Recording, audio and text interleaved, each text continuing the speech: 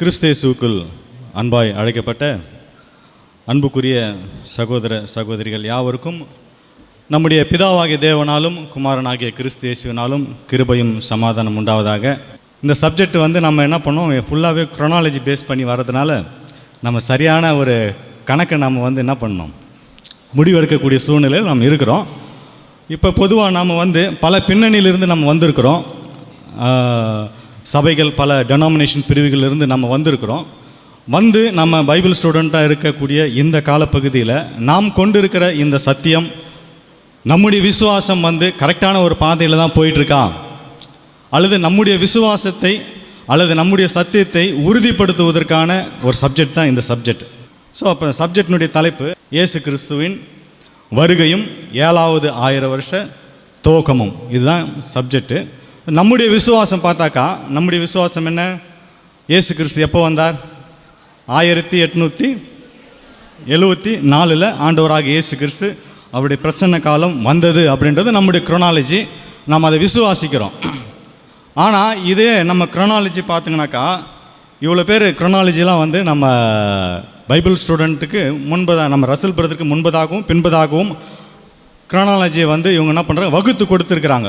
டைனேசியஸ், James Usher, William Henry, William Miller, Russell டாட்டன், மார்டன் ஆண்டர்ஸ்ட், Lawrence, Jehovah witness, Jehovah group இருக்காங்களே, இந்த மாதிரி இவங்க எல்லாருமே காலக்கணக்கெல்லாம் போட்டிருக்காங்க இருக்குது. ஆனால் நம்ம ரசல் பிரதரனுடைய காலக்கணக்கு தான் நாம் என்ன பண்ணுறோம், விசுவாசிக்கிறோம். ஏன்னா அதுதான் வேதத்தின் அடிப்படையில் கரெக்டாக இருக்குது, துல்லியமாக இருக்குது. அது ஒரு பிசகாமல் இருக்குது. நூல் பிடித்தாது போல் ஒரு துல்லியமான ஒரு காலக்கணக்கு யார் கொடுத்துருக்கிறார் அப்படின்னாக்கா, பிரதர் ரசல் அவர்கள் தான் நமக்கு கொடுத்துருக்கிறாரு நம்முடைய சத்தியத்தில். ஆனால் இந்த சப்ஜெக்டை பொறுத்த வரைக்கும் நம்முடைய சத்தியத்தை விசுவாசிக்கிற நம்முடைய சகோதரர்களே 2 காலக்கணக்கை என்ன பண்ணுறாங்க, சொல்கிறாங்க. 1874 ஒன்று சொல்கிறாங்க. 1874 நம்முடைய விசுவாசம் பிரதர் ரசல் சொன்ன காலக்கணக்கு. ஆண்டவராகிய இயேசு கிறிஸ்து அவர் 2ஆம் வருகையில் 1874. ஆனால் இப்போ நம்முடைய சத்தியத்தில் இருக்கிற நம்முடைய சகோதரர் டேவிட் ரைஸ், அமெரிக்காவை சார்ந்தவர், இது புது காலக்கணக்கு அப்படின்னு சொல்லிட்டு இவங்க 2043 தான் இயேசு கிறிஸ்துவின் வருகை இருக்கும் அல்லது ராஜ்யம் ஆரம்பிக்கும் அப்படின்றத விசுவாசிக்கிறாங்க. புதிய காலக்கணக்கு சகோதரர் டேவிட் ரைஸ் போலவங்களாம் நீங்கள் பார்க்கலாம், அமெரிக்காவில் இருக்கிற சகோதரர். அவர் என்னன்னாக்கா 2043 தான் இயேசு கிறிஸ்துவனுடைய பிரசன்ன அல்லது செகண்ட் கம்மிங் அல்லது சபை முடிஞ்சிடும் அப்படின்றத அவர் என்ன பண்ணுறாரு, ஒரு காலக்கணக்கு போடுறார். ஸோ அப்போ இது எது சரியான காலக்கணக்கு? அவரும் சத்தியத்தில் இருக்கிற சகோதரர் தான், நம்மளும் சகோதரர்கள் தான். ஆனால் அவங்க இந்த க்ரோனாலஜியை எதை அவங்க விசுவாசிக்கிறாங்க, இயேசு கிறிஸ்துவனுடைய 2ஆம் வருகை 2043 அப்படின்றத அவங்க சொல்கிறாங்க. ஸோ அப்போ எதை பார்த்தாலும் நம்ம வேதத்தை மையமாக வச்சு தான் நம்ம கணிக்கணும். சிலது நம்ம யூகமாக நம்ம என்ன பண்ணிக்கூடாது, கணிக்கூடாது. இது இருக்கலாம் அல்லது இப்படி இருக்கலாம் அப்படின்றலாம் சொல்லக்கூடாது. எல்லாவற்றையும் நம்ம என்ன பண்ணோம், சோதித்து பார்த்து நலமானதை நம்ம என்ன பண்ணோம், எடுத்துக்கணும். ஸோ அப்போ நம்ம சத்தியத்தின் அடிப்படையில் தான் நம்ம என்ன பண்ண போகிறோம், இந்த க்ரோனாலஜியை நம்ம என்ன பண்ண போகிறோம், டீல் பண்ண போகிறோம். ஸோ அப்போ ரசல் பிரதர் 1874 சொல்கிறாரு. டேவிட் ரைஸ் அவர்கள் புதிய காலக்கணக்கு 2043 சொல்கிறாங்க. ஸோ அப்போ இதுக்கும் அதுக்கும் டிஃப்ரெண்ட் என்னன்னாக்கா 169 வருஷம் என்னது வித்தியாசம். இப்போ நம்முடைய விசுவாசம் அல்லது நம்முடைய க்ரோனாலஜி நமக்கு தெரியும். ஆதாம் முதல் ஜலப்பிரளயம் வரை. இப்போ ஜலப்பிரளயம் முதல் ஆபிரகாம் உடன்படிக்கை செய்தது உடன்படிக்கை செய்ததிலிருந்து நியாயப்பிரமாணம் கொடுக்கப்பட்ட காலம் வரை 430. அதுக்கப்புறமா அவங்களுடைய பிரயாணம் ப்ளஸ் நிலத்தை வகுத்து கொடுத்தது 46. நியாயாதிபதியுடைய காலம் 450. ராஜாக்கள் காலம் 513. தேசம் பாழாக்கப்பட்ட காலம் 70 வருஷம். தேசம் பாழாக்கப்பட்ட காலம் முதல் கோரேஸ் ராஜா, அதாவது அந்த 70லிருந்து கோரேஸ் ராஜாவிலிருந்து இயேசு கிறிஸ்துவனுடைய வருகை, அதாவது 1ஆம் வருகை கிபி 1 வரைக்கும் 4128 வருஷம். இதுதான் ஆதாமுடைய சிருஷ்டிப்பிலிருந்து கிபி 1 வரை இயேசு கிறிஸ்துவனுடைய முதல் வருகை வரை 4128 வருஷம். அதுக்கு முன்பதாக தான் ஆதாம் பிறந்தார். பிறந்ததிலிருந்து 4128 வருஷம். சரிங்களா? ஸோ இப்போ இதுதான் வந்து காலக்கணக்கு, நம்ம விசுவாசிக்கிற காலக்கணக்கு. இப்போ நியூ குரோனாலஜி அல்லது புதிய காலக்கணக்கு எதில் அவங்க வந்து டிஃப்ரெண்ட் ஆகிறாங்க, இந்த காலக்கணக்கில் எதில் வந்து அவங்க வித்தியாசப்படுறாங்க அப்படின்றத நம்ம பார்க்க போகிறோம். இப்போ அவங்க வந்து எதில் வித்தியாசப்படுறாங்க பாருங்கள். ஆதாம் முதல் கிறிஸ்து பிறப்பு வரை 4128. ஆனால் நியூ குரோனாலஜி அவங்க என்ன சொல்கிறாங்க பாருங்கள். இதில் வந்து பர்டிகுலராக அந்த 3 இடத்துல தான் அவங்க வேரியேஷன் சொல்கிறாங்க. 3 இடத்துல தான் அவங்க வந்து என்ன பண்ணுறாங்க, அந்த டிஃப்ரெண்ட் இருக்குது. நியாயாதிபதிகளுடைய காலம், அதுக்கப்புறமா ராஜாக்கள் காலம், அதுக்கப்புறமா தேசம் பாழாக்கப்பட்ட காலம் அல்லது தேசம் பாழ்கடிப்பு. இதுதான் வந்து என்ன பண்ணுறாங்க, அந்த டிஃப்ரெண்ட் கொடுக்குறாங்க. என்னன்னாக்கா இப்போ வந்து நியாயாதிபதிகள் காலம் நாம் என்ன சொல்கிறோம் 450. ஆனால் அவங்க என்ன சொல்கிறாங்க 349 சொல்கிறாங்க. கிட்டத்தட்ட எத்தனை வருஷம் டிஃப்ரெண்ட் வருது? 101 வருஷம் டிஃப்ரெண்ட் வருது. ராஜாக்கள் காலம் நம்ம என்ன சொல்கிறோம் 513 சொல்கிறோம். ஆனால் அவங்க என்ன சொல்கிறாங்க 463. கிட்டத்தட்ட 50 வருஷம் எவ்வளோ வருது, கம்மியாக வருது, டிஃப்ரெண்ட் வருது. தேசம்னுடைய பாழ்கடிப்பு வந்து 70 வருஷம் நம்ம சொல்கிறோம். ஆனால் அவங்க எவ்வளோ சொல்கிறாங்க 51. அது வந்து 19 வருஷம் டிஃப்ரெண்ட் வருது. அப்புறமா அந்த கிமுக்கும் கிபிக்கும் இடையில் அந்த 1 வருஷம், அந்த 1 வருஷம் சேர்த்தா கிட்டத்தட்ட 171 வருஷம் டிஃப்ரெண்ட் வருது. யாருக்கு? புதிய காலக்கணக்குக்கும் நம்முடைய காலக்கணக்குக்கும் டேவிட் பிரதருடைய காலக்கணக்குக்கும் ரசலுடைய காலக்கணக்குக்கும் எவ்வளோ வருது? 171 வருஷம் டிஃப்ரெண்ட் வருது. நம்ம ஏற்கனவே 169 சொன்னோம். ஆனால் 171 வருதே பிரதர் அப்படின்னு நம்ம கேள்வி கேட்கணும். அது நானே கேட்டுறேன் பாருங்கள். முதலில் நாம் சொன்னது இந்த 2 வருஷம் எந்த டிஃப்ரெண்ட் அப்படின்னாக்கா அதுதான் ஆதாம் வந்து ஏதேனில் பாவம் செய்யாமல் இருந்தது. அந்த 2 வருஷம், அந்த 2 இயர்ஸ் ஆதாம் படைக்கப்பட்டதுலேருந்து 2 வருஷம் பாவம் இல்லாமல் இருந்தார். அவர் பாவம் செய்ததுக்கு அப்புறம் தான் அந்த 6000 வருஷத்தினுடைய கவுண்டிங் ஸ்டார்ட் ஆகுது. அதுதான் 4126. அதில் தான் வந்து முடியும். இந்த 2 வருஷத்தினுடைய காலக்கணக்கு வந்து யார் கொடுத்துருக்காருன்னா ரசல் பிரதர் மட்டும் தான் கொடுத்துருக்கார். 2 வருஷம் தான் இருந்திருக்கணும் அப்படின்றத. ஆனால் டேவிட் ரைஸ் பிரதர் அவர்கள் அல்லது புதிய காலக்கணக்கு வந்து அதுக்கான விளக்கமே கொடுக்கல. அது 2 வருஷமாக இல்லாமல் இருந்திருக்கலாம், அல்லது 3 மாதமாக இருந்திருக்கலாம், அல்லது ஒரு 4 மாதம் இருந்திருக்கலாம் அப்படின்னு அவங்க என்ன பண்ணுறாங்க, அவங்க வந்து ஒரு தெளிவான ஒரு விளக்கம் வந்து அவங்க கொடுக்கல. புதிய காலக்கணக்கில் அவங்க வந்து கொடுக்கல. ஸோ அப்போ என்னன்னாக்கா இந்த 1874 முடிகிறதுக்கும் ஏகப்பட்ட எவிடன்ஸ் இருக்குது. பிரதர் ரசல் வகுத்து கொடுத்த காலக்கணக்கு, அதுக்கப்புறமா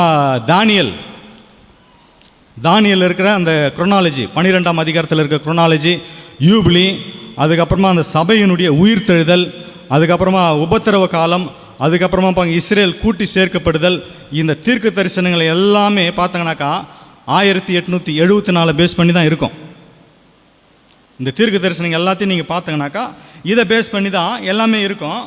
ஆனால் அவங்க சொல்கிற அந்த காலக்கணக்கில் அதெல்லாம் வந்து ஒரு எவிடன்ஸ் கொடுக்கல, ரெஃபரன்ஸ் அவங்க என்ன பண்ணல, அவங்க வந்து கொடுக்கல.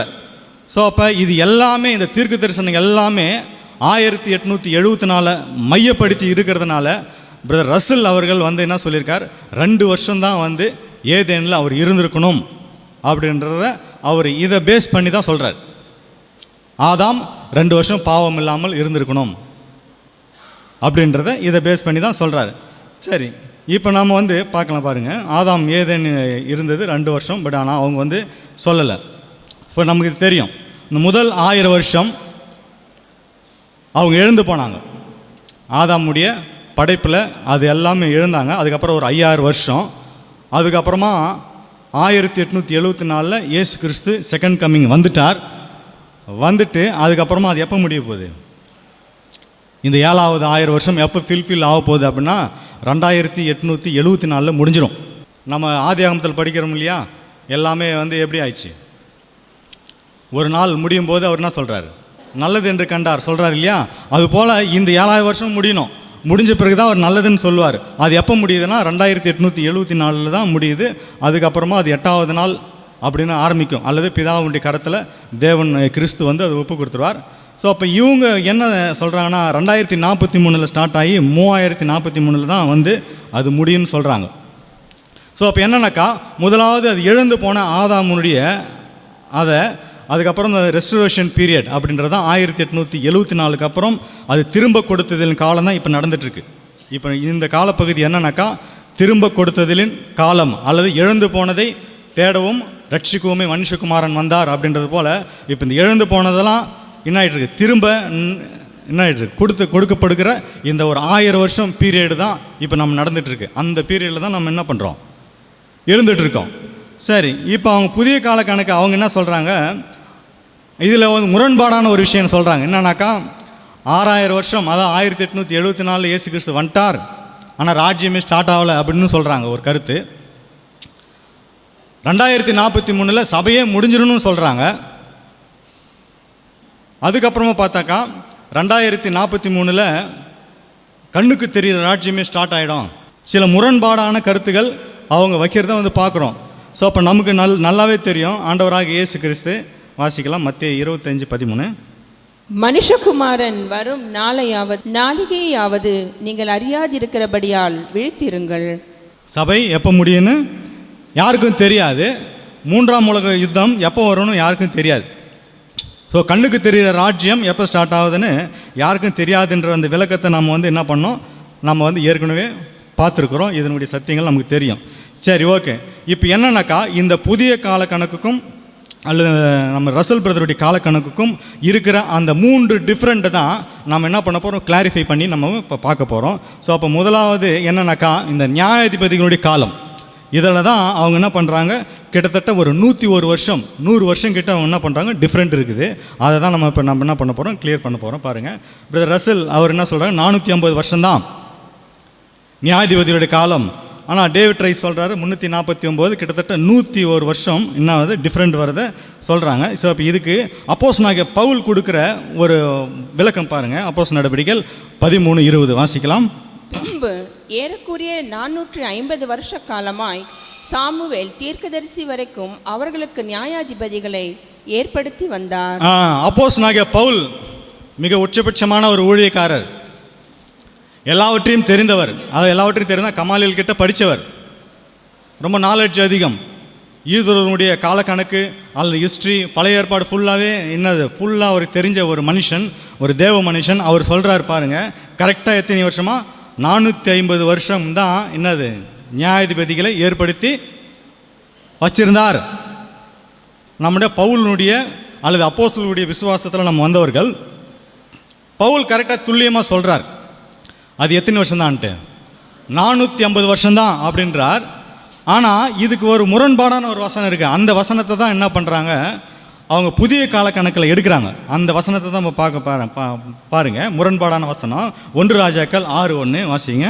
இஸ்ரவேல் புத்திரர் எகிப்து தேசத்திலிருந்து புறப்பட்ட 480ஆம் வருஷத்திலும் சாலமோன் இஸ்ரவேலின் மேல் ராஜாவான 4ஆம் வருஷம் சீப் மாதமாகிய 2ஆம் மாதத்திலும் அவன் கர்த்தரின் ஆலயத்தை கட்டத் தொடங்கினான். இஸ்ரவேல் புத்திரர் எகிப்தில் புறப்பட்டதிலிருந்து 480 வருஷம்தான். யாரு, சாலமோன் 4ஆவது வருஷத்தில் அவர் தேவாலயம் கட்ட போகிறார். இது வரைக்குமே 480 வருஷம்தான் ஆகுது அப்படின்னு இந்த வசனம் சொல்லுது. எங்கேருந்து, இஸ்ரேல் ஜனங்கள் அந்த வனாந்தர பயணம் ஸ்டார்ட் பண்ணுறாங்க இல்லையா, அந்த வனாந்தர பயணம் ஸ்டார்ட் பண்ணி சாலமோன் வந்து தேவாலயம் கட்ட போகிறார். 4ஆவது வருஷத்தில் வந்து என்ன பண்ண போகிறார், அவர் தேவாலயம் கட்ட போகிறார். இது வரைக்குமே டோட்டலாகவே 480 வருஷம் அப்படின்னு இந்த வசனம் சொல்லுது. அதனால தான் இந்த வசனத்தை பேஸ் பண்ணி தான் அவங்க வந்து ஒரு 100 வருஷத்தை என்ன பண்ணுறாங்க, டிஃப்ரெண்ட் காமிக்கிறாங்க. அந்த 100 வருஷத்தை என்ன பண்ணுறாங்க, அவங்க வந்து கம்மியாக சொல்கிறாங்க. ஸோ அப்போ இந்த இதுக்கான விளக்கத்தை நம்ம இப்போ என்ன பண்ண போகிறோம், பார்க்க போகிறோம். பாருங்கள், இஸ்ரேல் ஜனம் அவங்க வந்து 40 வருஷம் அவங்க வனாந்தர பயணம், அது 6 வருஷம் அந்த தேசத்தை அவங்களுக்கு வந்து என்ன பண்ணுறாங்க, பகிர்ந்து கொடுக்குறாங்க. அதுக்கப்புறமா பார்த்தாக்கா நியாயாதிபதிகள் காலம் வரும். அதுக்கப்புறமா யார், முதல் ராஜா சவுல், 2வது ராஜா தாவீது, அதுக்கப்புறம் யார், சாலமோன். சாலமோன் எத்தனாவது வருஷத்தில் தேவாலயம் கட்ட ஸ்டார்ட் பண்ணுறார்? 4வது வருஷம். சரிங்களா? இந்த 4வது வருஷம் இது வரைக்கும் தான் அவங்க கணக்கு எடுக்கிறாங்க. எவ்வளோமா? 480 வருஷம் சொல்கிறாங்க. ஸோ அப்போ இதுக்கு இடையில் பாருங்கள், இதுக்கு இடையில் இந்த 350 இங்கே தான் சொல்கிறாங்க. ஏன்னாக்கா 40 வருஷம் பிரயாணம், 6 வருஷம் வந்து அவங்களுடைய தேசம் பகிர்ந்து கொடுக்கறது, அதுக்கப்புறம் 40 வருஷம் சவுல், 40 வருஷம் தாவீது. அந்த 4வது வருஷத்தில் தான், சாலமோனுடைய 4வது வருஷத்தில் தான் என்ன பண்ணுறாங்க? தேவாலயம் கட்ட ஸ்டார்ட் பண்ணுறார். இது வரைக்குமே 480 வருஷம் அப்படின்னு சொல்கிறாங்க இல்லையா? ஸோ அப்போ இது 4 கூட்டினாங்கனாக்கா 380 வருது. இந்த 380ல் 480 நீங்கள் கழிச்சிங்கனாக்கா மீதி 350 வரும். இதுதான் சொல்கிறார்.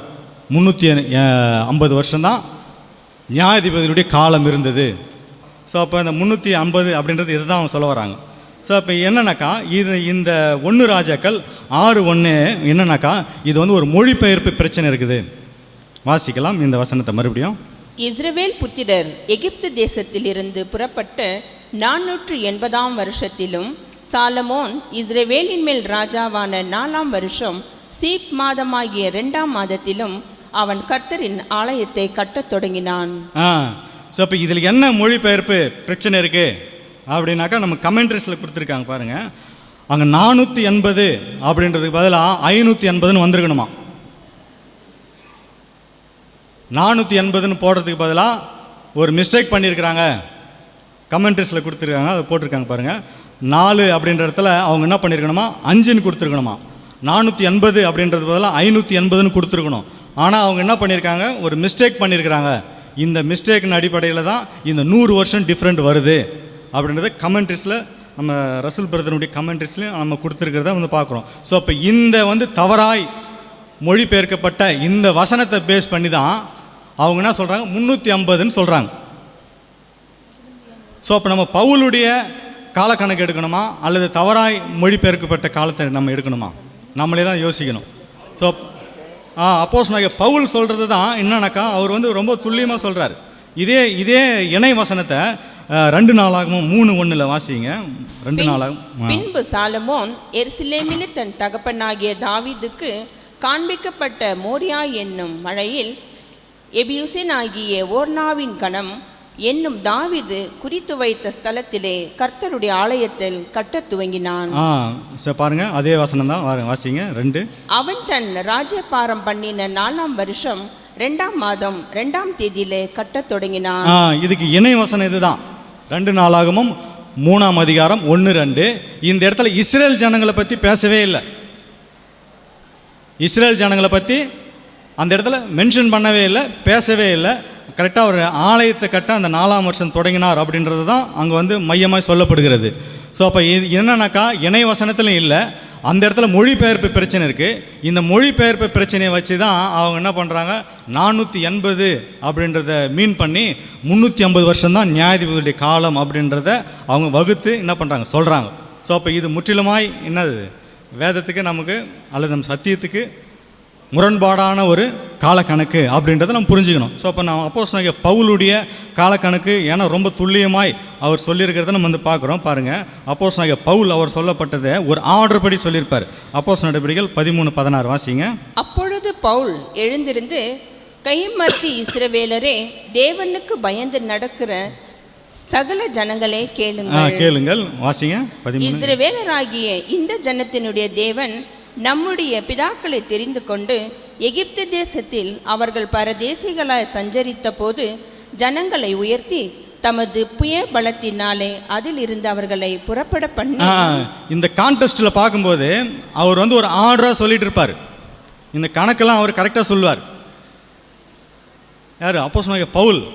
ஏன்னா அவர் படித்த இடம் ஆக்ஸ்போர்ட் யூனிவர்சிட்டியோட ரொம்ப மேலான ஒரு இடம். அந்த இடத்துல அவர் படித்தவர். கரெக்டாக அவர் என்ன பண்ணுவார், துல்லியமாக சொல்கிறார். என்னன்னாக்கா நம்முடைய பிதாக்களை தெரிந்து கொண்டு அதை தொடர்ந்து என்னன்னாக்கா இஸ்ரேல் ஜனங்களை பற்றி அப்படி பேசுகிறார். அதனுடைய 40 வருஷ காலமாய் அவர்களை வனாந்தரத்தில் ஆதரித்து அதுக்கப்புறமா கானான் தேசத்தில் 7 ஜாதிகளை அழித்து அவருடைய தேசத்தை அவர்களுக்கு சுதந்திரமாய் பங்கு கொடுத்ததை ஒரு ஆர்டராக சொல்கிறார். அதுக்கப்புறமா பின்பு ஏறக்குறைய 450 வருஷ காலம் சாமுவேல் தீர்க்கதரிசி வரைக்கும் அவர் என்ன பண்ணுறாரு, நியாயாதிபதியை ஏற்படுத்தினார். அதுக்கு முதல் அதுக்கு அடுத்த வசனம் பாருங்கள். தங்களுக்கு ஒரு ராஜா வேண்டும் என்று கேட்டுக்கொண்டார்கள். அப்படியே தேவன் பெஞ்சமின் கோத்திரத்தனாகிய கீசுவுடைய குமாரனாகிய சவுலை 40 வருஷ காலமாய் என்ன பண்ணியிருக்காரு, அவருக்கு கொடுத்தார். அந்த ஆர்டர் அப்படியே சொல்கிறார் பாருங்க. அதுக்கப்புறமா அவரை தள்ளி தாவீதை அவர்களுக்கு ராஜாவாக ஏற்படுத்தி ஈசாயின் குமாரனாகிய தாவீதை இருதயத்துக்கு ஏற்றவனாய் கண்டு எனக்கு சித்தமானவைகள் எல்லாம் அவன் செய்வான் என்று அவனை குறித்து சாட்சி கொடுத்தார். ஸோ அப்போஸ்தலனாகிய பவுல் பாருங்க, பிதா அவருடைய முற்பிதாக்களை தெரிந்து கொண்டு அப்புறமா அந்த இஸ்ரேல் ஜனங்களை வழிநடத்துதல், அதுக்கப்புறமா அவங்க தேசத்தை பங்குபடுறது, அதுக்கப்புறம் சவுலை ஏற்படுத்துறது, அதுக்கு தாவீதை ஏற்படுத்துறது, அதுக்கப்புறமா அவருடைய சந்ததியில் இயேசு கிறிஸ்து வருவார் அப்படின்றத அவர் அப்போஸ்தலனாகிய பவுல் வந்து ஒரு ஆர்டர் படி என்ன பண்ணுவார், அந்த காலக்கணக்கு வந்து அழகாக அவர் என்ன பண்ணியிருக்கார், சொல்லியிருக்கிறார். ஸோ அப்போ பவுலுடைய விளக்கம் தான் நமக்கு என்ன இருக்குது, கரெக்டாக இருக்குது. ஸோ அப்போ அந்த வனாந்தரம் தேசம் இப்போ சுதந்திரமாக கொடுக்கறது, நியாயாதிபதிகளுடைய காலம் 450 வருஷம்ன்றது, சவுல் வந்து 40 வருஷம், தாவீது 40 வருஷம், இவருடைய சந்ததிக்கு அப்புறம் தான் இயேசு கிறிஸ்து வருவார்ன்றதை அப்படி துல்லியமாக பவுல் என்ன பண்ணுறாரு, வகுத்து கொடுத்துருக்கிறார். இதை தான் நம்ம விசுவாசிக்கணும். அது தவறான காலக்கணக்கு 2043 சொல்கிற அந்த காலக்கணக்கு நமக்கு தவறானது. இதுக்கு குரோனாலஜியில் இதுக்கு எவ்வளோ விஷயங்கள் கொடுத்துருக்குறாங்க. அப்படி இருந்தும் நம் சத்தியத்தை சார்ந்த சகோதரர்கள் அதை விசுவாசிக்கிறாங்க. ஸோ பாருங்கள், ஸோ அப்போ இதை ஆர்டர் படி அப்போஸ்தலனாகிய பவுல் கொடுக்குறார். அது மாத்திரமல்ல, அவர் கொடுத்த காலக்கணக்கெல்லாம் பாருங்கள், சில காலக்கணக்கெல்லாம் அவர் மட்டும்தான் கொடுத்துருக்கார். 40 வருஷத்துக்கு குறித்து நம்ம பார்த்தோம். அதுக்கப்புறமா ஆபிரகாம் உடன்படிக்கை இந்த 430 வருஷம் இவர் தான் சொல்லியிருக்கார். அது கலாத்தியரில் வருது, அதுக்கு நமக்கு தெரியும். இந்த 450 வருஷம் நியாயாதிபதிகள் காலம், அதுவும் நமக்கு இப்போ பார்த்தோம். ஸோ சவுல் அரசாண்டது 40 வருஷம் பழைய ஏற்பாட்டில் இல்லை. பழைய ஏற்பாடில் நீங்கள் எங்கே போய் பார்த்தாலும் சவுல் 40 வருஷம்தான் அரசாண்டார் அப்படின்ற ஒரு கால கணக்கே இல்லை. ஆனால் அப்போஸ்தலனாகிய பவுல் தான் சொல்லியிருக்கிறார். என்னன்னு சொல்லியிருக்காரு, 40 வருஷம் சவுல் அரசாண்டதை அவர் தான் சொல்லியிருக்கிறார். ஸோ அப்போ 40 வருஷம் அவர் சொல்கிறதுக்கு ஒரு காரணமும் இருக்குது. ஏன் இருக்குது, பவுல் சவுலை பற்றி, அதாவது பழைய ஏற்பாட்டு சவுலை பற்றி தெரிஞ்சிருக்கிறதான காரணம் என்னன்னாக்கா, அவருடைய கோத்திரம் பெஞ்சமின் கோத்திரம். யார் இவரும் அப்போஸ்தலனாகிய பவுலும் பெஞ்சமின் கோத்திரம். பழைய ஏற்பாட்டு காலத்தில் சவுலுக்கு தாவீதுக்கு முன்னாடி அரசாண்ட சவுல் அவரும் அதே கோத்திரம் தான். அதனால் அவங்களுடைய முற்பிதாக்களுடைய கணக்கை அவர் என்ன பண்ணுறார், கரெக்டாக சொல்லியிருக்கிறார். ஸோ அப்போ இந்த கணக்கெல்லாம் கரெக்டாக அப்போஸ்தலனாகிய பவுல் சொன்ன கணக்கு தான் 450 வருஷம். ஸோ அப்போ இது வந்து நம்ம என்ன பண்ணுறோம், விசுவாசிக்கிறோம். இந்த விசுவாசத்தின் அடிப்படையில் தான் நாம் இந்த சத்தியத்தை நாம் என்ன பண்ணுறோம், ஊர்ஜிதப்படுத்துகிறோம். 350 அல்ல, 450 தான் அப்படின்றத நம்ம என்ன பண்ணோம், இதை பேஸ் பண்ணி நம்ம சொல்கிறோம். ஸோ அப்போ அது மாத்திரமில்லை, 450ன்றது நம்ம கன்ஃபார்ம் ஆயிடுச்சு. இதை வந்து நீங்கள் நியாயாதிபதிகளில் போய் நீங்கள் பார்த்துக்கணும், அந்த ஆர்டரே வருது. நீங்கள் குரோனாலஜி புக்கில் நீங்கள் போய் பார்க்கலாம், அல்லது நீங்கள் நெட்டில் போட்டு பார்த்தாவே இந்த காலக்கணக்கு 450 வருஷம்தான்றதை அங்கே சொல்லப்படுகிறத பார்க்குறோம். ஸோ அப்போ அந்த 350 என்பது தவறான ஒரு காலக்கணக்கு, 450ன்றது தான் சரியான ஒரு காலக்கணக்கு. இது பார்த்தாச்சு. சரி, ரெண்டாவது எதில் முரண்பட்டாங்க அவங்க, மொத்தம் 3 விஷயம் பார்த்தோம். ஃபஸ்ட்டு நியாயாதிபதிகள், ராஜாக்கள், அப்புறமா எது தேசம் பாழ்கடிப்பு. இது 3 தான், இது 3 இன்னும் 2 தான் பார்க்க போகிறோம். ஸோ அப்புறம் நெக்ஸ்ட்டு பாருங்கள், ராஜாக்களுடைய காலப்பகுதி நம்ம பார்க்க போகிறோம். பாருங்கள் ராஜாக்கள். ஸோ இப்போ ராஜாக்களுடைய காலப்பகுதி ரசல் என்ன சொல்கிறார், 513 வருஷம் சொல்கிறார். ஆனால் டேவிட் ரைஸ் என்ன சொல்கிறார், அல்லது புதிய காலக்கணக்கு என்ன சொல்கிறதுன்னா 463 வருஷம் அப்படின்னு அவங்க சொல்கிறாங்க. ஸோ இப்போ என்னன்னாக்கா, இந்த ராஜாக்களுடைய காலக்கணக்கு என்ன எதுலேருந்து நம்ம எடுக்கணும் அப்படின்னாக்கா, யூதா கோத்திரத்தை பேஸ் பண்ணி தான் நம்ம எடுக்கணும். ஆனால் அவங்க எதில் எடுக்கிறாங்கனாக்கா, இஸ்ரேல் கோத்திரமும் யூதா கோத்திரமும் இது ரெண்டுத்தையுமே சேர்த்து அவங்க காலக்கணக்கு எடுக்கிறாங்க. இது ரெண்டுத்தையுமே சேர்த்து எடுக்கிறதுனால தான் அவங்களுக்கு என்னன்னாக்கா இந்த 50 வருஷம் டிஃப்ரெண்ட் வருது. இது சத்தியத்துக்கு ஒரு முரண்பாடானது. சத்தியத்துக்கு ஒரு ஒவ்வாத காரியம் என்னன்னாக்கா, இது 2 காலக்கணக்குமே எடுக்கிறது தப்பு. ஏன்னா ஆண்டவராக இயேசு கிறிஸ்து எதில் வரப்போகிறார், யூதா கோத்திரத்திலாம் வரப்போகிறார். இந்த யூதா கோத்திரம் தான் தேவன் தெரிந்து கொண்ட ஒரு கோத்திரம். இந்த கோத்திரத்தை பேஸ் பண்ணி தான் இதில் தான் இயேசு கிறிஸ்து வருகிறார் அப்படின்றதுனால அந்த இஸ்ரேல் கோத்திரமும் யூதா கோத்திரத்தும் ரெண்டுத்தையுமே சிங்க்ரனைஸ் பண்ணுறாங்க, அல்லது ரெண்டுமே இணைச்சி ஒரு காலக்கணக்கு கொண்டு வந்து அவங்க என்ன பண்ணுறாங்க, கொடுக்குறாங்க. அது வந்து முற்றிலும் அது என்னது ஏற்றுக்கொள்ளப்பட மாட்டாது சத்தியத்தின்படி. ஏன்னா இஸ்ரேல் கோத்திரத்தில் அதுக்கப்புறம் தேவன் ஒரு சில பீரியடுக்கு அப்புறம் பேசவே இல்லை. அந்த கோத்திரம் சோரம் போனதுனால அதனுடைய கான்டாக்டே விட்டு போயிடுச்சு. ஆனால் இந்த யூத ராஜ்யம், இந்த யூத கோத்திரத்தை பேஸ் பண்ணி தான் என்ன பண்ணுறார், நம்முடைய தேவன் பேசிட்டு வர்றது நமக்கு தெரியும். ஸோ இப்போ யூத ராஜ்யம், இஸ்ரேல் ராஜ்யம், இதை வந்து யூத ராஜ்யத்தில் தான் இயேசு கிறிஸ்து பிறப்பார் அப்படின்றது சத்தியங்கள், தீர்க்க தரிசனங்கள், இது எல்லாத்தையும் இதில் தான் முன்மொழியப்பட்டிருக்கிறது. அதனால் இஸ்ரேல் ராஜ்யத்தை கம்பேர் பண்ணி அதை சிங்க்ரனைஸ் பண்ணுறது நமக்கு தேவையில்லாத ஒன்று. சரி, இந்த 513 அது எப்படி வருது அப்படின்றத நம்ம என்ன பண்ண போகிறோம், இப்போ நம்ம வந்து பார்க்க போகிறோம். சரி பாருங்கள், 1 ராஜாக்கள் 11:11.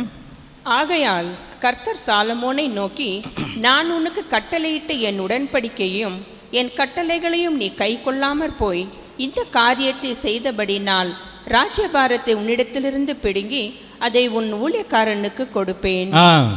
சாலமோன் மிகப்பெரிய தவறுகள்லாம் செஞ்சிட்டார். அவருடைய கடைசி காலத்தில் அவருடைய மனைவிகள் பேச்செல்லாம் கேட்டு விக்கிரக தோப்புகள்லாம் உண்டு பண்ணதுனால ராஜ்யத்தை அவர் கையிலேருந்து எடுக்க போகிறார். அந்த சம்பவம் தான் இந்த நம்ம பார்த்தோம். ஸோ அப்படி சொல்லும்போது அதனுடைய கண்டினியூஷன் பாருங்கள். ஆகிலும் உன் தகப்பனாகிய தாவீது நிமித்தம் நான் அதை உன் நாட்களிலே செய்வதில்லை, உன் குமாரனுடைய கையிலிருந்து அதை என்ன பண்ணிடுவேன், எடுத்துடுவேன். சாலமோன் உயிராக இருக்கிற வரைக்கும் ராஜ்யம் என்ன பண்ணல, பிரிக்கப்படவே இல்லை. அவருடைய பையன் வந்த பிறகு தான் ராஜ்யம் என்னாச்சு, ரெண்டாக பிரிஞ்சது நமக்கு தெரியும், ரெகபியாம் எரோபியாம். ஸோ அப்போ என்னன்னாக்கா இந்த ரெகபியாம் அவருடைய வழியில் தான் இந்த யூத ராஜ்யமே யூத ராஜ்யமே வருது. இதை தான் தேவன் தெரிந்து கொண்ட ஒரு கோத்திரம். ஸோ அப்போ என்னன்னாக்கா இந்த ரெகபயாம் அதை பேஸ் பண்ணி வருகிற இந்த யூத கோத்திரம் அல்லது யூத ராஜ்யம், இதில் என்னன்னாக்கா இந்த டபுள் ப்ரூஃப் இருக்குது. ராஜாக்கள் பகுதியிலும் இந்த கால அட்டவணை இருக்கும், நாளாகமத்திலும் பார்த்தாலும் இந்த கால அட்டவணை இருக்கும். எது, இந்த யூத ராஜ்யம் அவங்களுடைய ராஜாக்களுடைய ஹிஸ்ட்ரி, யார் யார் அரசாண்டாங்க, இவருக்கு அப்புறம் யார் வந்தாங்க, இவருக்கு அப்புறம் யார் வந்தாங்க அப்படின்றத இந்த ராஜாக்கள் புஸ்தகத்தில் இருக்கும், நாளாகம் புஸ்தகத்திலும் இருக்கும். ஆனால் இந்த இஸ்ரேல் ராஜ்யத்தை பற்றி ராஜாக்கள் புஸ்தகத்தில் மட்டும்தான் என்ன பண்ணும் இருக்கும், வேறு எங்கேயுமே அதனுடைய அட்டவணை அங்கே கொடுக்கப்பட்டிருக்காது. சரிங்களா? ஸோ அப்போ நம்ம இயேசு கிறிஸ்துவும் எதில் தான் வந்தார், யூத ராஜ்யத்தில் அதை பேஸ் பண்ணி தான் வந்தார். இதுவும் பார்த்தா மத்தேயிலும் இருக்கும், லூக்காவிலையும் இந்த அவருடைய காலக்கணக்கு இருக்கும், அவருடைய பிறப்பினுடைய காலக்கணக்கு இருக்கும். யூத வம்சத்தில் தான் ஆண்டவராகிய இயேசு கிறிஸ்து பிறப்பார் அப்படின்றது கடைசியாக வந்து அங்கே வந்து முடியும். ஸோ அப்போ தேவன் தெரிந்து கொண்ட ஒரு கோத்திரம் எது அப்படின்னா யூத ராஜ்யம் மட்டும்தான். இஸ்ரேல் ராஜ்யத்தை அதில் பிறப்பார் அல்லது அதனுடைய காலக்கணக்கெல்லாம் அவர் வந்து என்ன பண்ணல, கணக்கிலே வைக்கல. ஸோ அப்போ நம்முடைய கணக்கு எதனாக்கா இந்த யூத ராஜ்யம் அல்லது யூத கோத்திரத்தை பேஸ் பண்ணி தான் நம்முடைய காலக்கணக்கு இருக்கும். அதுதான் ஆதியாகமம் 49:10 வாசிங்க. சமாதான கர்த்தர் வருமளவும் செங்கோல் யூதாவை விட்டு நீங்குவதும் இல்லை, நியாய பிரமாணிக்கன் அவன் பாதங்களை விட்டு ஒழிவதும் இல்லை, ஜனங்கள் அவரிடத்தில் சேருவார்கள். ஸோ செங்கோல் யூதாவை விட்டு நீங்குவதும் இல்லை. ஸோ அப்போ அந்த யூத கோத்திரத்தை பேஸ் பண்ணி தான் இயேசு கிறிஸ்துவனுடைய 2ஆம் வருகை இருக்குது. ஸோ அப்போ யூத கோத்திரம் அல்லது இந்த யூத ராஜ்யத்தை பேஸ் பண்ணி தான் தேவன் பேசிக்கிட்டே வரார். அதில் கடைசி ராஜா யார், செதேக்கியா ராஜா தான் யார் கடைசி ராஜா, இஸ்ரேலில் ஓசியா. ஸோ அப்போ இந்த செதேக்கியா ராஜா கிட்ட தான் கடைசியாக என்ன பண்ணுறாரு, அவர் பேசுகிறாரு. என்னன்னு பேசுகிறாரு வாசிங்க. பாகையை கழற்று, கிரீடத்தை எடுத்து போடு, அது இனி முன்போல் இராது, தாழ்ந்தவனை உயர்த்தி உயர்ந்தவனை தாழ்த்துவேன். ஸோ அப்போ கடைசியாய் பேசப்பட்ட ஒரு கோத்திரத்தில் தான் செதேக்கியா ராஜா வரார். ராஜாக்களுடைய ஹிஸ்ட்ரியில் கடைசியாக இவர்கிட்ட தான் பேசினார். இஸ்ரேல் கோத்திரத்தில் தேவன் பேசவே இல்லை. இதை தான் பேசிட்டு கடைசியாக என்ன பண்ணுறாரு, பாகையை கழற்று கிரீடத்தை எடுத்து போடு. ஸோ அப்போ இந்த ராஜாக்களுடைய பீரியடு உன்னோட முடியுதுன்றார். இந்த ராஜ்யத்தினுடைய இந்த அட்டவணையில் வரக்கூடிய அந்த பேஸ் பண்ணி வரக்கூடிய ராஜாக்களுடைய காலமே உன்னோடவே முடியுது. இஸ்ரேல் ராஜ்யம் அது ஏற்கனவே முடிஞ்சு போயிடுச்சு, அதை பற்றி அவர் பேசவே இல்லை. ஆனால் இங்கே தான் அவர் சொல்கிறார் ராஜ்யபாரம் இதோடவே முடியுது. அதுக்கப்புறமா கிறிஸ்துவுடைய ராஜ்யத்தை பேஸ் பண்ணி தான் சொல்கிறார் இதோடவே இவருடைய காலக்கணக்கே முடியுது. குரோனாலஜியும் இதிலே முடியும். எல்லாமே பார்த்தாக்க இதை பேஸ் பண்ணி பைபிளில் வரக்கூடிய காலக்கணக்கே இதோட முடிஞ்சிடும். ஸோ இப்போ கடைசியாக பேசப்பட்ட செதேக்கியா ராஜா கிட்ட தான் இந்த வசனத்தை சொல்லி இது ராஜ்யபாரம் இதோட போயிடும் அப்படின்னு அங்கே சொல்லப்பட்டதை நம்ம பார்க்குறோம். ஸோ இப்போ செதேக்கியா ராஜா தான் கடைசி ராஜா. அவர்கிட்ட தான் தேவன் என்ன பண்ணியிருக்கார், பேசியிருக்கிறார். சரி, இந்த 513 வருஷம் அது எப்படின்றத இப்போ நம்ம ஒரு சம்பவத்தை பேஸ் பண்ணி நம்ம வந்து என்ன பண்ண போகிறோம், பார்க்க போகிறோம். பாருங்கள், எசேக்கியா கிட்ட என்ன பண்ணுறார், ஒரு விஷன் காமிக்கிறார். எசேக்கியல் கிட்ட ஒரு விஷனை காமிச்சு அதை வந்து என்ன பண்ணுறார், ஒரு டெமான்ஸ்ட்ரேஷன் பண்ண சொல்கிறார், அல்லது ஒரு செய்முறை மாதிரி என்ன சொல்கிறார், செய்து காட்டு அப்படின்னு சொல்லக்கூடிய ஒரு சம்பவம் தான் இப்போ நம்ம என்ன பண்ண போகிறோம், பார்க்க போகிறோம். பாருங்கள், எசேக்கியல் 4ஆம் அதிகாரம் 1ஆம் வசனம். மனுபுத்திரனே, நீ ஒரு செங்கலை எடுத்து அதை உன் முன் வைத்து அதன் மேல் எருசலேம் நகரத்தை வரைந்து. என்ன பண்ணுறாரு, ஒரு மனுபுத்திரனே நீ ஒரு செங்கல் எடுத்துக்கோ, அந்த செங்கல்லை எடுத்து அதில் எருசலேம் நகரத்தை பற்றி அப்படியே வரைஞ்சிருன்றார். அந்த செங்கல் எடுத்து என்ன பண்ணு, அதில் வரைஞ்சிட்டு பாருங்கள், அதுக்கப்புறமா அதற்கு விரோதமாய் அல்லது அந்த செங்கல் வச்சுருக்கார் இல்லையா, படம் போட்டு அந்த செங்கல் எருசலேம் படம் போட்டு அந்த செங்கல் வைக்க சொல்லிடுறார்.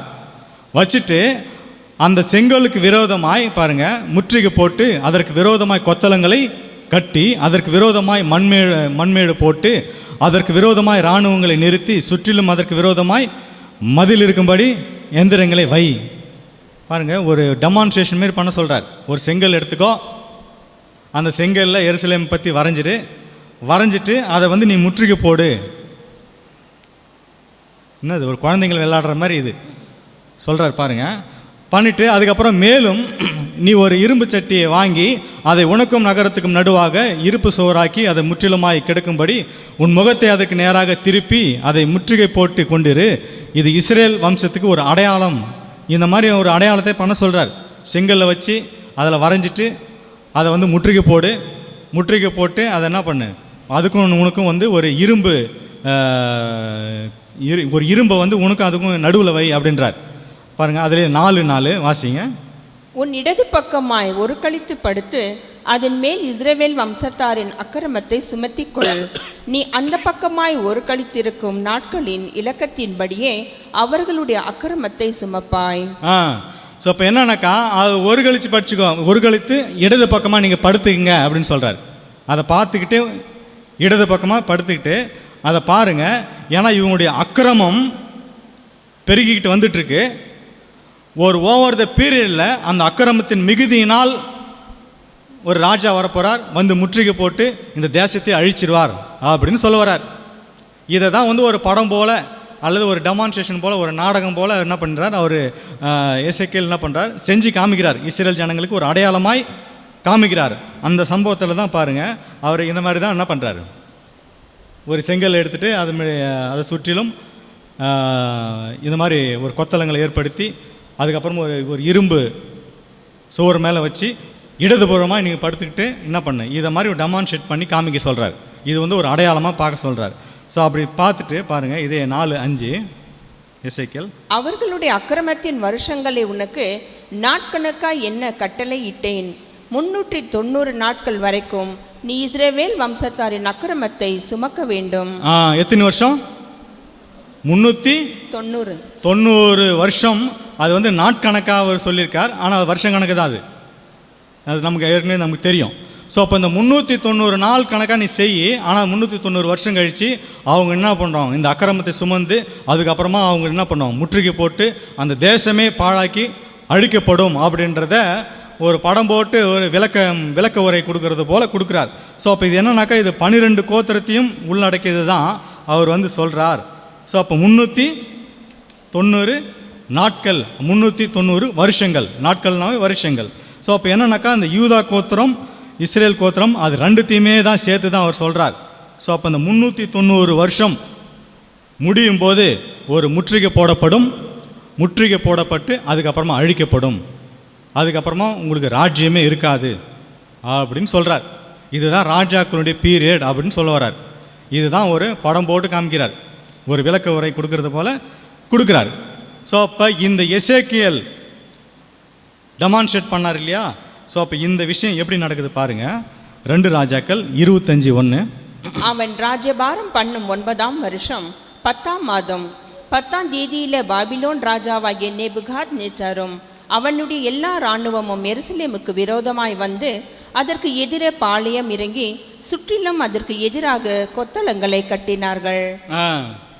இது எப்போ நடக்கணும்? 390 வருஷங்கள் கழித்து நடக்கக்கூடிய சம்பவத்தை சொல்கிறார். 390 வருஷம் கழித்து இந்த மாதிரி நடக்கும் அப்படின்றது அப்போவே டெமான்ஸ்ட்ரேட் பண்ணி காமிச்சிட்டார். அந்த சம்பவம் தான் அங்கே நடக்குது. ஏங்க 2 ராஜாக்கள் 25:1 யார்? நேபுகாத் நேச்சர் வந்து என்ன பண்ணிட்டார்? முற்றுகை போட்டார். இதுதான் 390 எப்போ முடியுதோ அப்போவே அவங்களுக்கு ராஜா போயிடுச்சுன்னு அர்த்தம், அல்லது ஒரு அழிவு உண்டாயிடுச்சுன்னு அர்த்தம். அதை தான் சொல்கிறார். ஸோ அப்போ செதேக்கியா ராஜா வருஷம் எத்தனை வருஷம் அவர் அரசாண்டார் அப்படின்னாக்கா 11 வருஷம் வரைக்கும் இருந்தார். ஆனால் 9வது வருஷத்தில் என்ன ஆயிடுச்சு? முற்றுகை போட்டாச்சு. அதை தான் நம்ம பார்த்தோம், 1ஆம் வசனத்தில் தான் பார்த்தோம். 9வது வருஷத்திலே முற்றுகை போட்டார் நேபுகாத் நேச்சர். ஆனால் அவர் அரசாண்டது 11 வருஷம், டோட்டலாகவே 11 வருஷம் தான். அப்போ எத்தனை வருஷம்? 3 வருஷம் முற்றுகை போடப்பட்டு அதுக்கப்புறம் அழிக்கப்பட்டாங்க.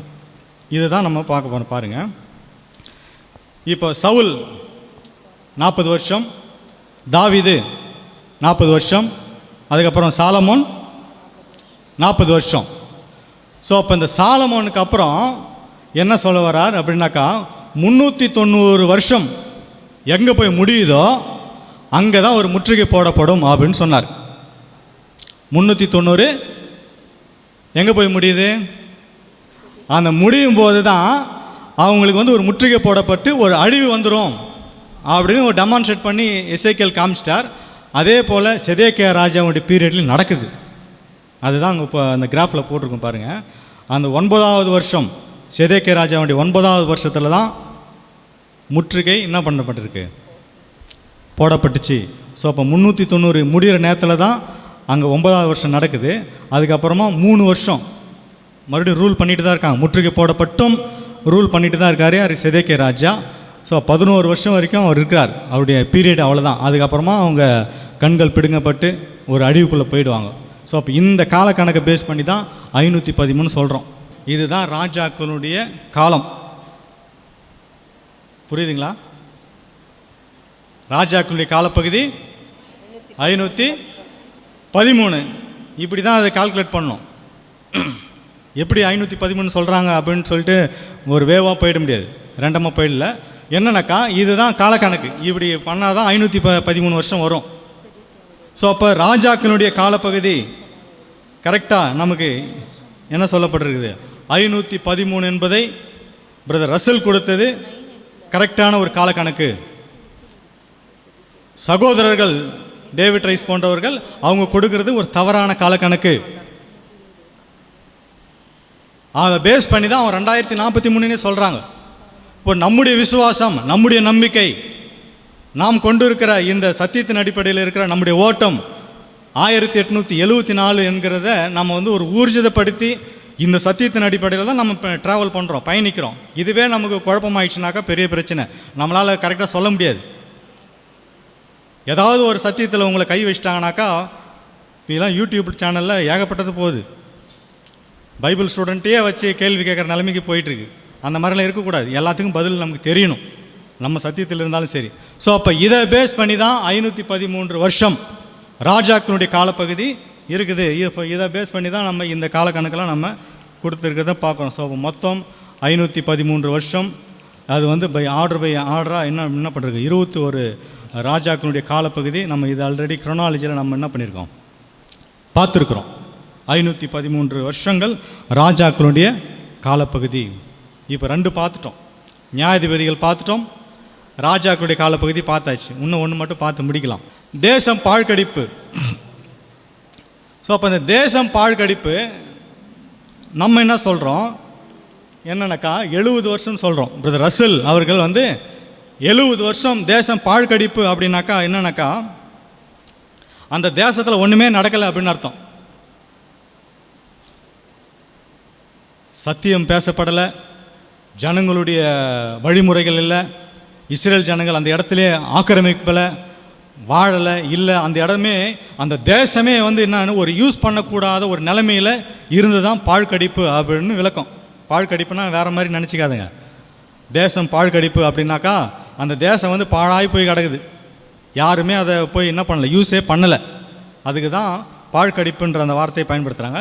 70 வருஷம் தேசம் பாழ்கடிப்பு அப்படின்னா 70 வருஷம் தேசம் வந்து பாழ்கடிப்பு இருக்குது அப்படின்னு ரசல் சொல்கிறார். ஆனால் புதிய குரோனாலஜியில் பார்த்தாக்கா 51 வருஷம் தான் அப்படின்றாங்க. அவங்க எவ்வளோ சொல்கிறாங்க? 51ன்றாங்க. இதுக்கும் அதுக்கு எவ்வளோ டிஃப்ரெண்ட் வருது? 19 வருஷம் டிஃப்ரெண்ட் வருது. ஸோ அப்போ இந்த 19 வருஷம் டிஃப்ரெண்ட்டு அவங்க வந்து தவறாக புரிஞ்சுக்கிட்டு சொல்கிறாங்க. இது ஆக்சுவலி பார்த்தாக்கவே இது என்னன்னாக்கா இது வந்து ஒரு பாபிலோன்னாக்கா பெயர் சபையில் சொல்லப்படுகிற ஒரு காலக்கணக்கு. இந்த காலக்கணக்கு தான் அவங்க பிடிச்சிட்டு இருக்காங்க. தேசம் பாழ்கடிப்பே மொத்தம் 51 வருஷம்தான். 19 வருஷம் அவங்க சிறைக்குள்ளே போயிட்டாங்க, சிறை பிடிச்சிட்டாங்க அப்படின்னு சொல்கிறாங்க. ஸோ அப்போ தேசம் பாழ்கடிப்பு 51 வருஷம், சிறைப்பிடிப்பு வந்து 19 வருஷம், மொத்தமாகவே சேர்ந்து 70 வருஷம் அப்படின்னு அவங்க சொல்கிறாங்க. ஆனால் தேசம் பாழ்கடிப்பு 70 வருஷம்தான் அப்படின்றத நமக்கு வேதம் தெளிவாக சொல்லுது. ஆனால் இந்த குரோனாலஜி அவங்க எப்படி சொல்கிறாங்கனாக்கா பாபிலோன் சொல்லப்படுகிற காலக்கணக்கு அந்த இடத்த தான் அவங்க என்ன பண்ணுறாங்க, அதை பேஸ் பண்ணி அவங்க சொல்கிறாங்க. ஸோ அப்போ இதுக்கான கிளாரிஃபிகேஷன் நம்ம என்ன பண்ண போகிறோம், பார்க்க போகிறோம். பாருங்கள், 2 ராஜாக்கள் 25:8 வாசிக்கலாம். 5ஆம் மாதம் 7ஆம் தேதியில் நேபுகாத் நேச்சார் என்னும் பாபிலோன் ராஜாவின் 19ஆம் வருஷத்திலே பாபிலோன் ராஜாவின் ஊழியக்காரனாகி நெபுசராதான் என்னும் காவல் சேனாதிபதி எருசலேமுக்கு வந்து. இப்போ நேபுகாத் நேச்சர் என்ன பண்ணுறார், இந்த இடத்துல ஒரு இங்கே ஒரு கணக்கு கொடுத்து பாருங்க, 19ஆம் வருஷத்திலே அப்படின்னு போட்டிருக்கான்.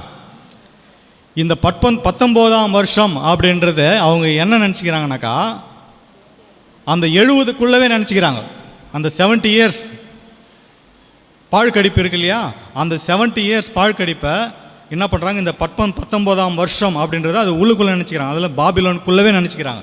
அதனால தான் இந்த மிகப்பெரிய மிஸ்டேக்கே என்ன ஆயிடுச்சு வந்தது. பாருங்கள் அதனுடைய கண்டினியூஷன். கர்த்தருடைய ஆலயத்தையும் ராஜாவின் அரண்மனையும் எருசலேமின் சகல கட்டடங்களையும் பெரிய வீடுகளையும் எல்லாவற்றையும் அவன் அக்கினால் சுட்டெரித்தான். ஸோ அப்போ என்னன்னாக்கா அவங்க என்ன சொல்கிறாங்க, 70 வருஷத்துக்கு உள்ளாகவே சிறையிருப்பு பாழ்கடிப்பு இது ரெண்டுத்தையுமே கால்குலேட் பண்ணுறாங்க. சிறையிருப்பு வந்து 19 வருஷம், பாழ்கடிப்பு 51 வருஷம், மொத்தமாகவே 70 வருஷம் அப்படின்னு அவங்க சொல்கிறாங்க.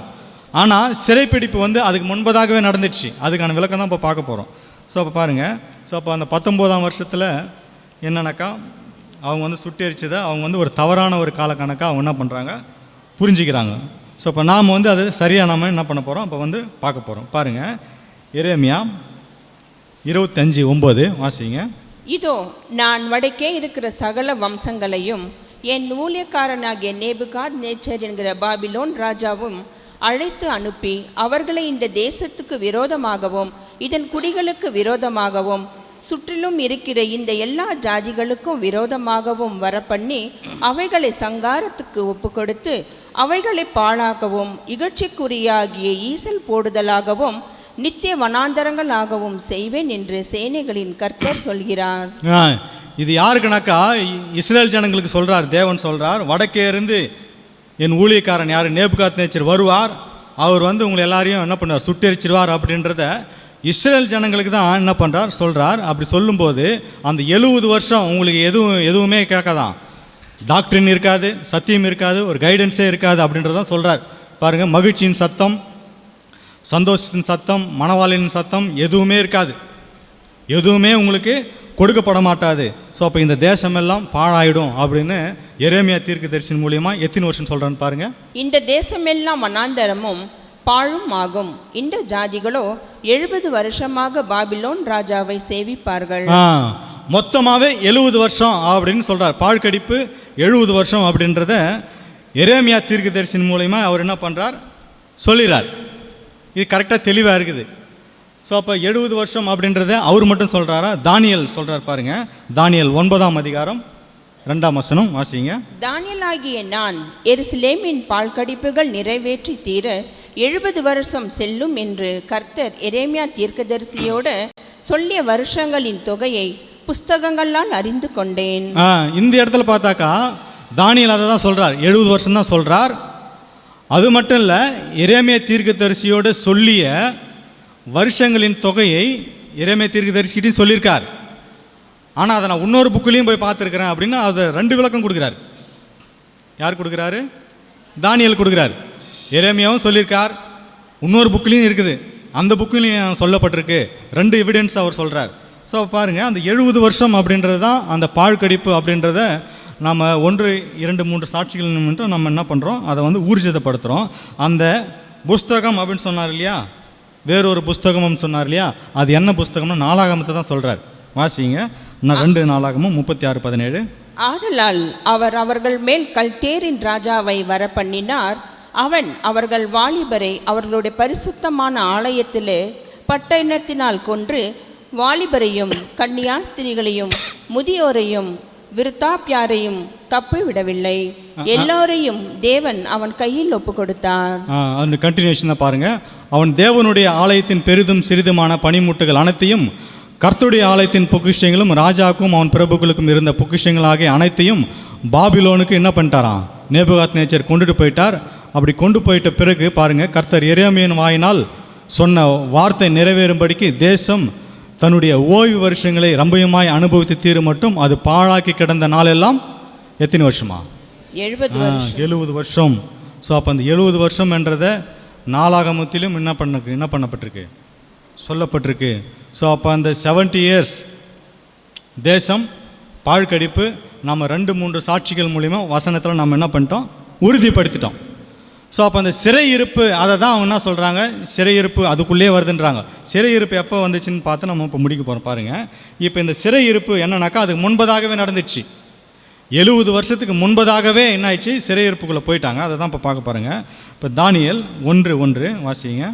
யூதாவின் ராஜாவாகிய யோயாக்கிம் அரசாண்ட 3ஆம் வருஷத்திலே பாபிலோனின் ராஜாவாகிய நேபுகாத்நேச்சர் எருசலேமுக்கு வந்து அதை முற்றுகை போட்டான்.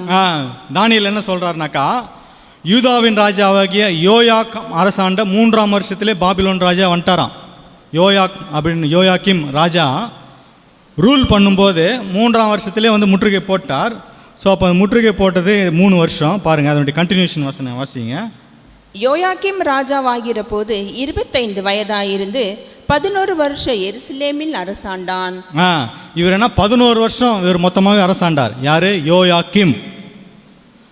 ஆனால் 3ஆவது வருஷத்திலே என்ன பண்ணிட்டார், வந்து நேபுகாத்நேச்சர் முற்றுகை போட்டார்.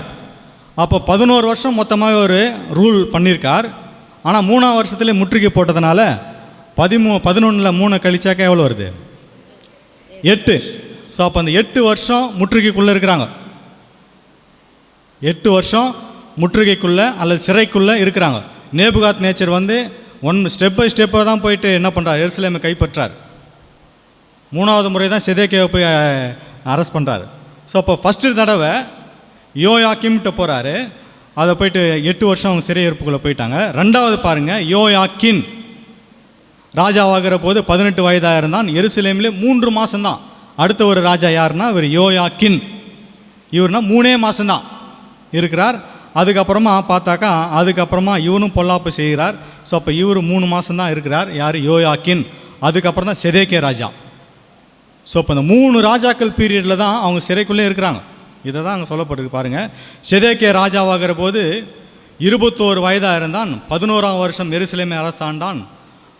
லிப்னா ஊரானாகிய எரேமியாவின் குமாரனாகிய அவன் தாயின் பேர் என்னது? அமுத்தாள். ஸோ அப்போ யார்? 3 ராஜா அதுக்கு முன்னாடி அரசாண்டிருக்கிறாங்க. ஸோ அப்போ இந்த 3 ராஜாவும் என்ன பண்ணுறாங்க, அரசாண்டிருக்காங்க. யோயாக்கின், செதேக்கியா, இவங்க 3 பேருமே அரசாண்டிருக்கிறாங்க. யோயாக்கிம் மொத்தமாக 11 வருஷம். 3ஆவது வருஷத்துலேயே அவங்க என்ன பண்ணிட்டாங்க, முற்றுகை போட்டாங்க. அவர் 8 வருஷம் முற்றுகைக்குள்ளே இருக்கிறாங்க. அதுக்கப்புறமா செதேக்கியா வந்து 11 வருஷம் அவர் இருக்கிறார். செதேக்கியா ராஜா 11 வருஷம் இருக்கிறார். மொத்தமாக பார்த்தா 19 வருஷம். என்னன்னாக்கா தேசம் பாழ்கடிப்புக்கு முன்பதாகவே 19 வருஷம் அவங்க என்ன பண்ணுறாங்க, முற்றுகைக்குள்ளே அல்லது ஒரு சிறைக்குள்ளே இருக்கிறாங்க. அதை தான் அது முன்னாடி அந்த வசனத்தை படித்தோம். ஸோ அப்போ அந்த 70 + எவ்வளோ 19, இது ரெண்டுத்தையும் சேர்த்தாக்கா அவங்க மொத்தமே என்ன எத்தனாக்கா 89 வருஷம் பாழ்கடிப்பு அல்லது அவங்க சிறையிருப்பு, இது ரெண்டுத்தையுமே சேர்த்தாக்கா மொத்தம் 89 வருஷம் இருந்தாங்க. ஆனால் பாழ்கடிப்புன்றது 70 வருஷம்தான். இது என்னது, இதுதான் உண்மையான குரோனாலஜி. இதுதான் இப்போ இவ்வளோ வசனங்கள் நம்ம என்ன பண்ணியிருக்கோம், பார்த்துருக்கோம். ஆனால் அவங்க என்ன சொல்கிறாங்க, சிறையிருப்பும் பாழ்கடிப்பும் சேர்ந்து 70 வருஷம் அப்படின்றாங்க. இந்த டிஃப்ரெண்ட்டு இதில் தான் என்ன பண்ணுறாங்க, அந்த டிஃப்ரெண்ட் அங்கே 19 வருஷம் டிஃப்ரெண்ட் அவங்களுக்கும் நமக்கும் வரக்கூடியதை நம்ம பார்க்குறோம். ஸோ அப்போ இதுக்கான கிளாரிஃபிகேஷன் நம்ம என்ன பண்ணிட்டோம், பார்த்தாச்சு. ஸோ அப்போ மொத்தமாகவே தேசத்தினுடைய பாழ்கடிப்பு எத்தனை வருஷம்தான், 70 வருஷம்தான். 70 வருஷம்தான் அவங்களுடைய பாழ்கடிப்பு, 70 இயர்ஸ் தான். ஸோ அப்போ நமக்கு இது டபுள் ப்ரூஃப் பார்த்துருக்கோம், தானியேலையும் பார்த்துருக்கோம், நாளாகமத்திலையும் நம்ம என்ன பண்ணியிருக்கோம், இதை பார்த்துருக்குறோம். சரி, ஸோ அப்போ தேசம் பாழ்கடிப்பு 70 வருஷம்தான். அதுக்கப்புறம் தான் கோரேஸ் ராஜா 536 அதுக்கப்புறமா அவங்க எருசலேம் தேவாலயம் கட்டுறதுக்கு அவர் அனுமதி கொடுக்குறார். அதுக்கப்புறமா தேசம் போயிட்டு என்ன பண்ணுறாங்க, அவங்க இருக்கிற சிலருக்கெலாம் போயிட்டு அங்கே என்ன பண்ணுறாங்க, தேவாலயத்தை கட்டுறதுக்கு போகிறாங்க. ஸோ அப்போ அதுக்கப்புறம் தான் அந்த மேதோ பெர்ஷியாவுடைய ராஜ்யம் அவங்களுக்கு ஸ்டார்ட் ஆகுது. இந்த பீரியடுக்கு அப்புறம் தான் அவங்க தேவாலயத்தை கட்டுறதுக்கு போகிறாங்க. ஸோ அப்போ இது வரைக்கும் தான் பைபிள் குரோனாலஜி இருக்குது. இதுக்கப்புறமா பார்த்தாக்கா உலகத்தில் இருக்கிற குரோனாலஜி தான் பேஸ் பண்ணி தான் போவோம். பைபிள் குரோனாலஜி இதோட முடியுது. இதுக்கப்புறம் பார்த்தாக்கா நீங்கள் காலக்கணக்கெல்லாம் வெளியிலேருந்து தான் எடுக்கணும், பைபிள்குள்ளேருந்து எடுக்க முடியாது. இந்த இந்த இந்த இதோ இந்த கிபி 70 கோரேஸ் ராஜா வரார், அவங்கள ஆலயம் கட்டுறதுக்கு பர்மிஷன் கொடுக்குறார். இது வரைக்கும் தான் அவங்க பைபிள் குரோனாலஜி இருக்கும். இதுக்கப்புறமா AD 1 நம்ம இந்த உலகத்தினுடைய அல்லது இங்கே உலகத்தில் சொல்லக்கூடிய இந்த சிவில் குரோனாலஜியை பேஸ் பண்ணி தான் நம்ம என்ன பண்ணோம், போவோம். ஸோ அப்போ இதுதான் நமக்கு பைபிள் கொடுக்கப்பட்டிருக்கிற இந்த 3 முக்கியமான குரோனாலஜியை பேஸ் பண்ணி தான் நம்ம பார்க்குறோம். ஆனால் அவங்க என்ன பண்ணுறாங்க, இதை தவறாக புரிஞ்சிக்கிட்டு 2043 தான் என்ன பண்ணுறாங்க, வருது அப்படின்றது தவறாய் என்ன பண்ணுறாங்க, புரிஞ்சிருக்கிறாங்க. நம்ம சத்தியத்தை சார்ந்து பைபிள் ஸ்டூடெண்ட்டுனாவே எல்லாத்துலேயுமே என்ன எப்படி இருக்கணும், கணக்கு போடுற பிள்ளைங்களாக தான் இருக்கணும் ஸ்டூடெண்ட்டுக்குனாவே. அதனால தான் இந்த சத்தியங்களை நம்ம துல்லியமாக எடுக்கிறோம். துல்லியமாக எடுத்து நம்ம என்ன பண்ணுறோம், கையாளுகிறோம் அல்லது நம்ம சொல்கிறோம், அல்லது இந்த உலகத்துக்கு இதுதான் உண்மையான சத்தியம் என்றதை நம்ம பிரதிபலிக்கிறோம். அந்த பிரதிபலிக்கிற வகுப்பார் தான் நாம் இந்த சத்தியத்தில் இருக்கிற நம்முடைய பிள்ளைகளாக இருக்கிறத பார்க்குறோம். ஸோ அப்போ பேதுருக்கிட்ட சொன்னது போல் சிலர் சொல்லுவாங்க, பரியாசக்காரர் கடைசி நாட்களில் நீங்கள் ராஜ்யமே ஸ்டார்ட் ஆகிடுச்சின்னு சொல்லிட்டுங்க, ஆனால் அப்படியே தான் இருக்குது அப்படின்னு சொல்லுவாங்க. வாக்கு தத்தங்கள்லாம் என்ன ஆயிடுச்சு, வெளிப்படையான ராஜ்யம் வரலையே, நீங்கள் 1874 சொல்கிறீங்களே, ஆனால் இன்னும் எல்லாமே அழிஞ்சிக்கிட்டு தானே இருக்குது அப்படின்னு கேட்பாங்க. ஆனால் 1874 தான் உண்மையான காலக்கணக்கு, அதை நீங்கள் புரிஞ்சுக்கணும். ஸோ அப்போ குறித்த காலத்தில் ஆகமம் 2:3 வாசித்து முடிக்கலாம். குறித்த காலத்துக்கு தரிசனம் இன்னும் வைக்கப்பட்டிருக்கிறது, முடிவிலே அது விளங்கும், அது பொய் சொல்லாது, அது தாமதித்தாலும் அதற்கு காத்திரு, அது நிச்சயமாய் வரும், அது தாமதிப்பதில்லை. ஸோ அப்போ குறித்த காலத்துக்கு தீர்க்க தரிசனம் வைக்கப்பட்டிருக்கு, அது கரெக்டாக தான் போகுது, காலக்கணக்கெல்லாம் கரெக்டாக தான் போகுது. ஒன்று நம்ம புரிஞ்சுக்கிறது தவறாக புரிஞ்சுக்கிறோம், அல்லது சீக்கிரமாக நடக்கணும்னு நம்ம துரிதப்படுத்துகிறோம். நீங்கள் நினைக்கிற மாதிரிலாம் தேவன் செய்ய மாட்டார். அவர் செய்கிற மைண்டுக்கு தான் நம்ம போகணும். சீக்கிரமாக நடக்கணுமே, அவர் ஏன் தாமதிக்கிறார் அப்படின்னு சொல்லி நீங்கள் என்ன பண்ணக்கூடாது. ஆமாம், நீங்கள் ஒரு நாள்னாக்கா உங்களுக்கு 24 மணி நேரம், அவர் ஒரு நாள்னால் ஒரு 1000 வருஷம். அவருடைய திங்கிங் அப்படி இருக்கும். பிதாவாகிய தேவனுடைய காலக்கணக்கு வேறு, உங்களுடைய காலக்கணக்கு வேறு, ஒரு ஈசலுடைய காலக்கணக்கு வேறு. அது ஒரு நாளில் மேலே வந்தாவே அதனுடைய லைஃபே முடியுது, நமக்கு தெரியும் இதெல்லாம். ஸோ அப்போ என்னன்னாக்கா குறித்த காலத்தில் கரெக்டாக அதனுடைய நேரத்தில் கண்டிப்பாக நடக்கும், அது பொய் சொல்லாது. தாமதித்தாலும் அதுக்கு என்ன பண்ணுங்கள், காத்திரு, நிச்சயமாகவே அந்த ரைட் டைமில் அது நம்ம என்ன ஆகணும், தேவன் அவருடைய தீர்மானத்தின்படி நடக்கும். இதை நாம் புரிஞ்சுக்கணும். அவருடைய பிள்ளைகளாகிய நாம் என்ன பண்ணுங்கணும், நாம் இதை புரிஞ்சுக்கணும். ஸோ அப்போ இயேசு கிறிஸ்துவின் வருகை 1874 என்பதையும் 7வது 1000 வருஷத்தினுடைய துவக்கம் அதே தான் 1874 தான் இந்த 7000 இயர் ஸ்டார்ட் ஆயிடுச்சு. ஒரு திரும்ப கொடுத்ததின் காலம் ஸ்டார்ட் ஆகி அது 2874 போய் முடியும். ஸோ அப்போ இதுதான் இந்த குரோனாலஜி. ஸோ தேவன் தாமே நம்மளை ஆசீர்வதித்து வழிநடத்துவாராக. ஆமீன்.